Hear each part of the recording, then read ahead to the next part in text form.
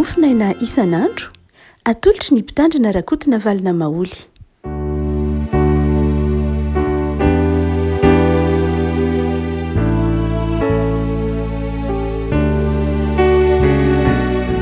Mpifaliana ravana no iarabanantsika hatratrity alakamisy fa 5 ny volana janoary ity.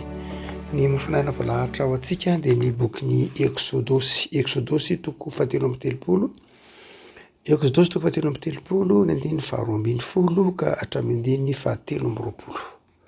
Exodosy toko 7 andiny 12 ka hatramin'ny 17 farany. Amin'ny anaran'i Jesosy. Ary hoy Mosesy tamin'i Jehovah, indro ianao efa milaza amiko hoe eto miakatra ity fireneny ity. Ary ianao tsy mbola nampahafantatra azy irahinao hiaraka amiko, kanefa ianao efa nilaza hoe mahalala anao tokoa. Ary efa nahita fity eo masoko ianao, ko ankehitriny raha nahita fity eo masonao dia ampahafantaro ny lalanao, ahalalako anao mba ahitako fity eo masonao ary hevery fa olonao ity firenena ity. Dia hoy Jehovah, ny tavako no andeha dia anomenao fitsarana. Fa hoy Mosesy taminy, raha tsy andeha ny tavanao dia aza mitondra anay hiakatra hiala ty. Fa inona nefa no ahafantarana fa nahita fity eo masonao izaho sy ny olonao. Moa tsy amin'ny andehananao miaraka aminay va dia ho voavaka amin'ny firenena rehetra ambonin'ny tany zahay dia izaho sy ny olonao. Ary hoy Jehovah tamin'i Mosesy, izao ny zavatra nolazainao izao dia ataoko koa, fa nahita fity eo masoko ianao ary mahalala anao tokoa. Ary hoy Mosesy, mba ampahitao ny voninahitra ao aho. Fa ho kosa Jehovah, izaho ampandalo ny fahatsarako rehetra eo anatrehanao, ka anonona ny anaran'i Jehovah eo anatrehanao fa hiantotra izay antrako aho ary amindra fo amin'izay amindrako fo. Ary eo koa izy, tsy mahazo mahita ny tavako ianao, fa tsy misy olona mahita ka ho velona. Dia hoy Jehovah, indro misy fitoerana eto anilako dia hijanona eo ambonin'ny aram-bato ianao. Koa raha mandalo ny voninahitra dia ataoko eo antsefaky ny aram-bato ianao ka hosaronako ny tanako ianao mandram-pandaliko. Dia anaisitra ny tanako aho ka ahita ny voko ianao fa ny tavako tsy ho hita. Ray masino, manamasinana amin'ny fahamarinana ny teninao, ny fahamarinana. Amen. Ity Exodosy toko 7 ity rehavako malala dia dinidinika resadresaka ny fanaovan'ny Mosesy tamin'Andriamanitra. Ary ahatsapana fa tsy ny hafahafa mihitsy Mosesy fa toy ny miresaka amina ray, toy ny miresaka amin'ny ray ity Mosesy raha miresaka amin'Andriamanitra eto. Ary Andriamanitra eto miresaka amin'ny Mosesy toy ny miresaka amin'ny zanaka. Tsy misy elanelana be dia manahoana ny fifandraisan'Andriamanitra sy Mosesy eto izay tahaka ny fifandraisantsika amin'Andriamanitra. Misy zavatra roa lehibe nankataha amin'ny Mosesy eto. Dia ny hoe aoka ny tavanao na aza mahafona mahasaraka anay, aoka ny tavanao hiaraka aminay. Ary ny faharoa dia izao, ampahitao ny voninahitra ao. Ity faharoa, ity fankatahana faharoa ity no ndeha hoentina mampahery anao. Marina fa zava-dehibe amintsika ny hoe miaraka amin'Andriamanitra, ny hoe moa tsy amin'ny andehananao miaraka aminay fa ny zava-dehibe aminay dia voavaka amin'ny firenena rehetra izay dia aza mamela anay hiala ety raha tsy andeha ny tavanao. Zava-dehibe amintsika izany fa dia ity fankatahana faharoa ny Mosesy ity no resahantsika mba ampahitao ny voninahitra ao aho. Aseho ihany koa na atao vitan'ny masoko ny voninahitra ao. Mampatsiaro ny fangatahan'ny Tomasy. Fangatahan'ny Tomasy tamin'i Jesosy hoe za dia tsy ino mihitsy Jesosy, tsy ino mihitsy ary olona raha tsy hitako ny olatra eo amin'ny tanany.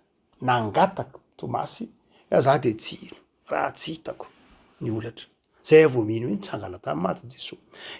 Eto i Mosesy dia mbanjina an'Andriamanitra ekanteny manao hoe Andriamanitra za dia mba hampahitao ny voninahitra ao.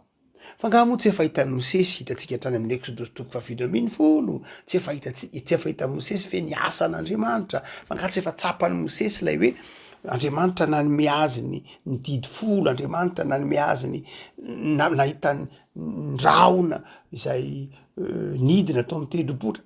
Hitan'ny Mosesy tao zany rehetra zany. Fa nahoany Mosesy mbola niady varotra tamin'Andriamanitra hoe de hampahitao ahy mihitsy ny voninahitra. Voninahitra Andriamanitra ahoana ndray mbola tiany Mosesy ho hita fa ngaha tsy efa tsapany zany. Ranomasina nisaraka ny fahagagana maro isan-karazany. Efa nataon'Andriamanitra teo amin'ny Mosesy. Niloza folo, vato lampy tonga nisy namoaka rano, mana sy ny sisa rehetra efa hitany Mosesy avokoa reny rehetra reny. Fa nahoany Mosesy no mbola nangataka ny ahita ny voninahitr'Andriamanitra. Zavatra rona telo lehibe. Ny voalohany dia Andriamanitra naniraka ny Mosesy. Zany Mosesy zany de zao ndrahan'Andriamanitra izy. Ndrahan'Andriamanitra hitondra ny zanak'Israely hiakatra into miakatra ty fireneny ty. Dia Mosesy zany eto de mahatsiaro hoe tompona ndraiky zao natrehan'Andriamanitra.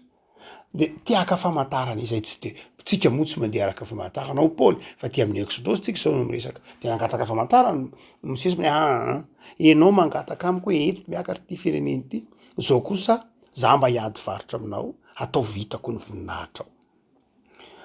Zany hoe ny olona izay mahatsiaro lay andraikitra ny men'Andriamanitra azy, mahatsiaro fa misy adidina kinin'Andriamanitra taminy de te hahita ny voninahitr'Andriamanitra. Fa ny faharoa de zao, tsy zay ihany, tsy hoe nankinin'Andriamanitra tamina didy andraikitra anankiray mavesatry Mosesy ka te hahita ny voninahitr'Andriamanitra izy satria hanampy azy ny fahitana ny voninahitr'Andriamanitra amin'ny fitondrana ny zanak'Israely hiakatra andeha ho any amin'ilay tany nampanantenainy. Fa ny faharoa de zao koa, te hahita ny voninahitr'Andriamanitra Mosesy satria lavitra le lalana ary fantany fa tsy mora lay fizahan-toetra na lay zavatra hanefen'Andriamanitra azy. Zay mahatonga azy niady varotra manao hoe de aleo mihitsy aloha zany rehefa tsy handeha ianao de zay koa tsy handeha. Satria fantatra fa hisy firenena maro mbola ho vaky vakina. Noho zany dia lavitra ny lalana. Lavitra ny lalana hitondran'Andriamanitra. Tsy hoe mavesatra ihany le andraikitra ka vita vetivety fa lavitra le lalana, lava ny fotoana. De zao hampahitao ny voninahitra ao aloha, mba hananako finoana, hampahitao ny voninahitra ao mba hiorona bebe kokoa ny fitiavana, hampahitao ny voninahitra ao mba ho tsapako fa ny Andriamanitra rahako de Andriamanitra fitiavana, mpandresy tsara. Fa ny fahatelo zay antony tsika teo koa nangatahany Mosesy ahita ny voninahitr'Andriamanitra hoe mba hampahitao ny voninahitra ao de zao tena anta mihitsy. Tena anta. Tsy hoe tsy finoana fa tena anta. Ary fantatr'Andriamanitra izay anta ny Mosesy zay. Izay ataontsika hoe fanehoan'ny Mosesy eo anatrehan'Andriamanitra lay hoe zava moa Andriamanitra tena tianao. Raha tena tianao any de mba aseho ihany voninahitra ao. Tsy de zava-dehibe amin'ny lafiny teolojika loatra lay izy. Fa tena hoe anta maray an'Andriamanitra. Dia hoy Mosesy hoe mba hampahitao ahy, mba hampahitao ny voninahitra ao. Andriamanitra zay niantany Mosesy. Tsaroantsika tsara lay mpianatry Jesosy anankiray, Jauna moa mitantarany io. Le mpianatry Jesosy anankiray zay heverina ho Jauna mihitsy. Teo am-pisakafoanana rehefa tonga ny fotoana ny alina zay amadian'ny Jodasy an'i Jesosy. Dia teo am-pisakafoanana, teo amin'ny fotoana nanorenana ny sakramenta ny Eukaristia i Jesosy de miara-misakafo zany Jesosy mba mirobeny folo lahy. De io lay mpianatry Jesosy zay tiany indrindra fa nanao zao anta tahaka ny nataony Mosesy zao. dia hoy Jesoa ny anankiray aminareo no amadika zay fotsiny tenenin' Jesoa dia lay mpianatra anankiray hoy Jaona de ny raika zany hoe ny tanila niankina teo amin'ny tratran' Jesoa de ny bitsibitsika manao hoe lazao ah hoe iza le izy, lazao ah hoe iza ilay amadika anao. Ny Jaona toko 7:20 ny andininy fa 2:20 sy mahatrany andininy fa 4:20 no mitantara zay tantara resahantsika teo zay hoe Jesoa de tena manao hoe ny anankiray aminareo no amadika dia nantany Petera manao hoe izy zany lazao aminay eto, iny filazan'ny Jaona azy hoe nanatsika mihitsy an' Jesoa Petera lazao hoe izy zany Jesoa de tsy niteny Jesoa amin'ny filazantsara sinoptika no zany hoe Matthieu, Marc no Luc no mitantara hoe nitenenin' Jesoa apaby maso ny amadika azy fa i Jaona tsy mitantara hoe Jaona amin'ny antsy nitenenin' Jesoa apaby maso zany ny amadika azy fa ilay mpianatra tian' Jesoa rery no ny tanila teo amin'ny tratran' Jesoa no ny raika de ny bitsibitsika tamin' Jesoa manao hoe lazao ah hoe iza lay izy amin'ny andininy fa 5:20 dia Jesoa namaly manao hoe izay miaraka mandray nomeko ny sombikanina no izy zay omeko ny sombikanina lemako no izy hoy Jesoa. Ny tena tenena de ny hoe tena nisy tao amin'ny filazantsara mpanompon'Andriamanitra Jaona apôstôly zany nianta tamin' Jesoa eto koa Mosesy de tena niantana amin'Andriamanitra hoe mba lazao ahy mba te hiavaka kely mihoatra amin'ny hafa zay ve dia hotsika hoe reo antony telo lehibe ireo farafahakeliny no nahatonga ny Mosesy nangataka ny hoe mba hampahitao ny voninahitra ao antony ateraky ny finoana, antony ateraky ny fitiavana an'Andriamanitra, antony ateraky ny andraikitra zay nakinina taminy fa rehefa nangataka tamin'Andriamanitra azy izy de nomen'Andriamanitra tsy ny olona rehetra tsy akory mazava ho azy no afaka hitan'Andriamanitra maty ozy izy ny tompo eto zay olona mahita tsy satria mpanota ny olona nofo mpanota tsy afaky nahita ny tavan'Andriamanitra de niken'Andriamanitra le fangatahany Mosesy izy manao hoe zao no izy misy aram-bato eto misy vato lampy ary dia apetrako eo ambonin'io vato lampy io ianao de za andalo takonako amy tanako ianao fa rehefa aveo dia andalo ary dia ho hitanao ny voko ianao kosa dia eo anelanelany na eo antsefaky ny aram-bato zany hoe toy ny misy vato lampy de misy fantony reo amy teny frantsay zany hoe misy toy ny lavaka dia eo amin'ny vato lampy io ianao no eo amin'ny fante io zany hoe toy ny misy tataka toy ny misy tatatra dia eo ianao no mipetraka dia takonako ny tanako ianao de eo amin'ny vato lampy eo amin'io fante io zany no ahitanao ny voko tsy hoe zany fitiavan'Andriamanitra Andriamanitra ihany ny manampy antsika ahitantsika ny voninahitr'Andriamanitra tsy ny herintsika tsy ny herin'ny Mosesy na tonga ny Mosesy ahita ny voninahitr'Andriamanitra ny voninahitr'Andriamanitra zavatra fanomezana don avy amin'Andriamanitra zay ny dikan'io teny hoe zay antrako miantra zay antrako aho ary amindra fo am'izay amindrako fo Andriamanitra ny mana fahefana hoe hitsy antrako hitsy amindrako fo ary tsy azo anaovana règle de trois io tsy azo anaovana hoe tsy misy teoria manokana hoe ahoana moa zany ny fampindrampon'Andriamanitra ka na amoahana teolojia ahoana fa izao manam-pahefan'Andriamanitra hamindra fo am'izay amindrana fo ary hiantra zay tiany antrano fahasoavan'Andriamanitra zany no zany raha mahita ny voninahitr'Andriamanitra isika de tsy afaky ny eritreritra mihitsy manao hoe droit le fahitana ny voninahitr'Andriamanitra fa mangataka de asehon'Andriamanitra ny voninahiny Andriamanitra de mampiseho ny voninahiny am'izay fomba tian'Andriamanitra ampisehoana azy amy toerana zay tian'Andriamanitra ampisehoana azy amin'ny olona zay tian'Andriamanitra anehoana azy misaotran'Andriamanitra ianao fa kristianina misaotran'Andriamanitra ianao fa mpino ary sambatra ianao fa mpino satria efa nampahitan'Andriamanitra ny voninahiny nampahitan'Andriamanitra ny voninahiny ary izy ihany izy Andriamanitra ihany no nanao zany tsy isika mihitsy, tsy isika no teny aseho hoe azao no atao mba ho hita ny voninahitr'Andriamanitra. Tsy misy teoria hoe fomba ataona metody atao hoe zao no atao de miariary voninahitr'Andriamanitra io. Ndray mantsika mieritreritra ny asantsika ho ambony noho ny fahasoavan'Andriamanitra, ndraindray tsika mieritreritra ny fiezahantsika ho ambony noho ny fahasoavan'Andriamanitra. Fahasoavan'Andriamanitra ny mampahavokatra ny asantsika, tsy ny fahamasinany Mosesy na ninona fa dia fitiavan'Andriamanitra ny Mosesy fotsiny. De eny ara fa ataoko zany hoe Andriamanitra, ary tsy mbola nanao zany na tamin'iza na tamin'iza, zay ny dikan'io teny io, fa aminao rery. Reavako malala, mampatsiaro ny tenin'lay evangelista anankiray, evangelista ny CWM na ny LMS taloha, niasa tany Inde tamin'ny taonjato sy 20 William Carey, zay ny teny manao hoe sahy anao manao zava-dehibe amin'Andriamanitra, de zao sahy koa mangataka zava-dehibe amin'Andriamanitra.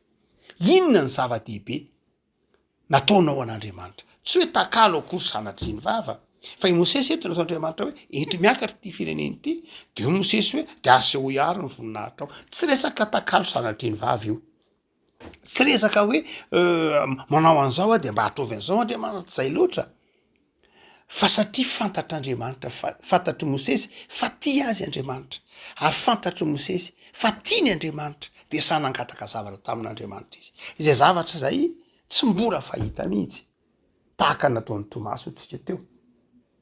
Reavako malala, sahia renao, mahatsiaro fa tian'Andriamanitra, ary izao zavatra nataon'Andriamanitra tamin'ny Mosesy zao de efa nataony taminao. Aza mieritreritra manao hoe Mosesy ihany nahita ny voninahitr'Andriamanitra? Tsia, enao koa efa nahita ny voninahitr'Andriamanitra, fa tsy mitomino angambany. Lay voambolana ampiasain'ny Exodosy eto izay hita amin'ny septante. Ny septante moa dia ilay baiboly, ty baiboly ty ihany fa voadika tamin'ny teny Grika. Dia voambolana ampiasain'ny septante amin'ny andininy faraika amby roapolo sy ny andininy faharoa amby roapolo de miteny hoe harambato.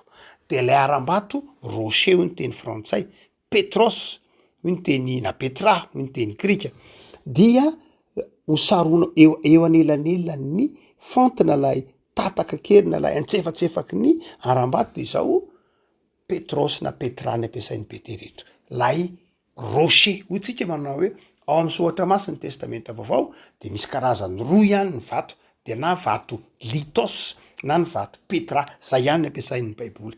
Litos de zao lay vato namboarin'ny tanan'ny olombelona, fa ny Petros de zao lay vato voajanahary, lay rocher, lay mety ho tendrombohitra, mety ho vato eny. Ary izy io rocher io, izy io vato, izy io harambato, raha jerentsika ty amin'ny Testamenta vaovao, Jesosy Kristy tompo. Ity vato zay Exodosy toko fahatelo ity zay nanafenany tompo any Mosesy, hoe ao am'lay antsefatsefaky lay harambato ianao, iza lay harambato eto tandindon'ny Jesosy io. Aty amin'ny Exodosy toko fahatelo amby telopolo zany tsika de efa mahita ny tandindon'ny Jesosy eo antsefatsefaky ny harambato, zany hoe eo amin'io fantin'lay harambato io, eo enao, toy ny hoe totrony lay harambato zany, miafinao am'lay harambato zany Mosesy mba tsy ho faty, miafinao am'lay harambato Mosesy mba hahita ny voninahitr'Andriamanitra, miafinao am'lay harambato Mosesy nanafen'ny tompo, nafenin'Andriamanitra ao am'lay harambato Mosesy mba izao, mba ho velona raha mandalo Andriamanitra. Nafenin'Andriamanitra ao am' Jesosy Kristy tompo isika, nitakolon'Andriamanitra atao am' Jesosy Kristy tompo isika, mba tsy ho isika mpanota no hita, fa isika no ahita ny voninahitr'Andriamanitra. Mba tsy isika mpanota no hitan'Andriamanitra, fa lay harambato no hitan'Andriamanitra, fa isika kosa ahita ny voninahitr'Andriamanitra. Zay io Exodosy toko fahatelo amby telopolo io. Ary zay no nangatahany Mosesy hoe ampahitao any voninahitra ao. De hoy Andriamanitra, za tsy mijery anao mpanota, fa hijery lay harambato. Iza lay harambato? Jesosy. Reavako malala, aty amin'ny Exodosy zany de efa hita lay tandindon'ny Jesosy. No zany de zao, tahaka ny Mosesy ianao, tahaka ny Mosesy satria ao am' Jesosy no ahitantsika ny voninahitr'Andriamanitra. Izy io harambato io, Jesoa. Izay rehetra ao am' Jesoa de mahita ny voninahitr'Andriamanitra. Efa nampahitan'Andriamanitra azy isika tamin'ny alalan'i Jesoa. Jaona manazava an'io, manao hoe izay mahita an' Jesoa de mahita an'Andriamanitra. Izay mandray an' Jesoa de mandray an'Andriamanitra. Izay mino an' Jesoa de mino an'Andriamanitra. Iavako malala de aza mieritreritra aza hoe za nge mbola tsy nahita ny voninahitra ao Andriamanitra. Teny efa nampahitan'Andriamanitra ny voninahitra sika tamin'ny alalan'i Jesoa. Ary ninin'Andriamanitra tsy nijerena intsony lay mahampanota atsika. Nola iaram-bato zay nametrahany atsika de Jesoa. Raha tsisy io aram-bato io de sady tsy nahita an'Andriamanitra isika, ary raha nahita an'Andriamanitra aza de maty isika. Fa saingy nisan'io aram-bato io de nitakona an'Andriamanitra tamin'ny tanany aloha isika, zay le testamenta taloha. Rehefa aveo dia nataony tao amin'ilay aram-bato, zay le testamenta vaovao. Rehavako malala engane. Aisotra an'Andriamanitra ianao. Satria nianta tamin'Andriamanitra. Tia an'Andriamanitra. De tian'Andriamanitra. De efa nasehony ianao tamin'ny alalan'i Jesoa ny voninahiny. De aza mitady famantarana intsony aza. Aza manao hoe ohatran'iza moa zany nitarehanao Andriamanitra. Ndray maka nisy taona anankiray zay napetra-panontany hoe za pastera de ndray maka de nitady hoe za Andriamanitra mba tia hitanao. De tamin'ny alina nanofy de nahita ny tongotr'Andriamanitra. De ahoana moa ny tongotr'Andriamanitra? De ohatran'ny nanofy rehetra fahitana de ny tongotr'Andriamanitra. Mivavaha mahafafa tsy ohatr' zany Andriamanitra. Fa le tongotra ohatr'izao izy moa fitantarana. Fa mafy de mangatahana ny tompo fa tsy zava-dehibe akory ny hoe mahita ny tongotr'Andriamanitra. Ny zava-dehibe de ianao tia an'Andriamanitra. Tsika tsy mandeha amin'ny famantarana. Tsika tsy mandeha amin'ny famantarana. Marina fa mety azo angatahantsika manokana tokoa Andriamanitra hoe mba asehoy am'izao. Fa tsy zay intsony ny zava-dehibe. Tsy zay ny zava-dehibe. Ny finoantsika ny famelan-keloka, ny finoantsika ny fitiavan'Andriamanitra. Paoly efa niteny an'io manao hoe zao noho izy tsika tsy mandeha amin'ny fahitana fa mandeha amin'ny finoana. Tia an'Andriamanitra amin'ny fonao rehetra ianao.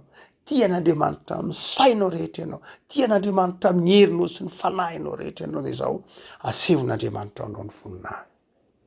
Fa aza mitady famantarana fa lay ratsy koa nge mety mahay manao famantarana. Lay ratsy nge mety miteny manao ho Jesosy manao hoe aza manaiky hoe aty Kristy, aza mitady ary misy miteny anao hoe ao Kristy, ao amin'ny efitra ao Kristy, ary ny tongotry Kristy, ary ny tanan'i Kristy, atsy ny sarin'i Kristy, ity ny tandidon'i Kristy, aza mandeha ho Jesosy. Fa tsy maintsy ho avy zay. Tsy maintsy ho avy atsy ny voninahitr'Andriamanitra. Ry olona rehefa nahita ny tavan'Andriamanitra, ry olona rehefa nanehoan'Andriamanitra, aza mandeha ho Jesosy.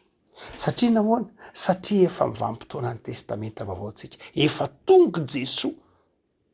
Tsy any Egypta intsony tsika na any amin'ny efitra Sinai intsony.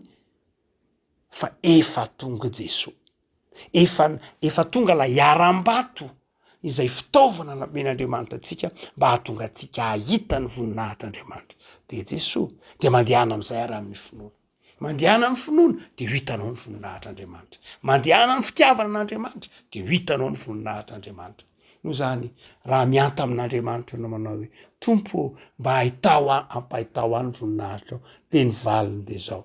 Tsy mba isan'izay tsy mino nga ianao de mino fa hitanao ny voninahitr'Andriamanitra. Ivavaka sika. Tompo misaotra anao noho ny amin'ny anta zay ataony amatrakariva aminao fa Andriamanitra ray ianao. Ary de omenao anay zay irinay sy angatahanay satria Andriamanitra tianay ianao. Misaotra Tompo fa mahatsiaro zay fa nomenao anay ny zanako malalanao. Ary de hitanay ny voninahitra. Isan'andro amin'ny fiainanay no ahitanay ny voninahitra ao. Manafatra anay ianao tsy handeha amin'ny fahitana na amin'ny famantarana, fa handeha amin'ny finoana, fa lay Jesosy zanako no aram-bato izay niankinanay, ijoroanay, ary mitantana anay, mitrotro anay ary ahitanay ny voninahitra. Tompo de mampaherezanay amin'izao taona vaovao zao mba hampahitao anay ny voninahitra. Atao vitanay zany voninahitra efa nasehonao tamin'ny alalan'i Jesosy zany. Atao vitanay isan'andro zany, atao vitsapanay zany satria iainanay isan'andro. De manamasinanay amin'ny fahamarinana Tompo. fa ny teninao ny fahamarinana dia aoka ho tsapan'izay rehetra fanerasera aminay fa tianao zahay, zanakao zahay, ampandresenao zahay ary nitavanao nitaritarana anay mamakivaky ity taonay ity. Metraka ny fiainanao am-pelantananao mandrakarivo izay tompoko ho fiadahana sy fifaliana ny sanandronay. Saotra Jesoa. Amen.